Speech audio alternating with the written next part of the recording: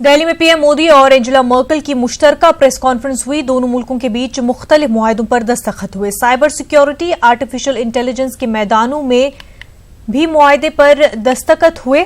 नाजरीन, आपको बता दें कि जर्मनी की चांसलर एंजेला मर्केल हिंदुस्तान के 2 रोजा दौरे पर है।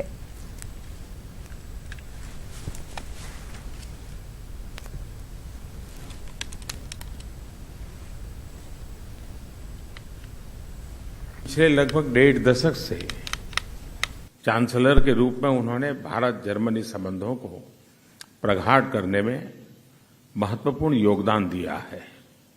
इसके लिए मैं उनके प्रति आभार व्यक्त करता हूं। आज हमारे बीच इंटर गवर्नमेंटल कंसल्टेशंस की 5वीं बैठक हुई। हर 2 साल के अंतराल पर होने वाली ऐसी 3 बैठकों में चांसलर मर्केल के साथ भाग लेने का मुझे सौभाग्य मिला है।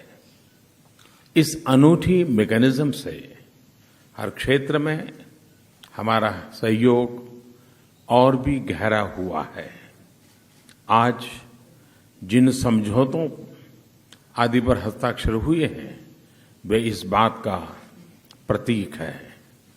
मुझे बहुत खुशी है कि भारत और जर्मनी के बीच हर क्षेत्र में, खासतौर पर न्यू एंड एडवांस टेक्नोलॉजी में दूरगामी और स्ट्रेटेजिक कोऑपरेशन बढ़ाने में आगे बढ़ रहा है।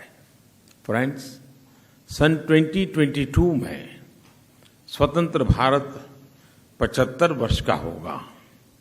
तब तक हमने न्यू इंडिया के निर्माण का लक्ष्य रखा है। इस बहुआयामी प्रयास में भारत की प्राथमिकताओं और आवश्यकताओं के लिए जर्मनी जैसे टेक्नोलॉजिकल और इकोनॉमिक पावर हाउस की क्षमताएं उपयोगी होगी।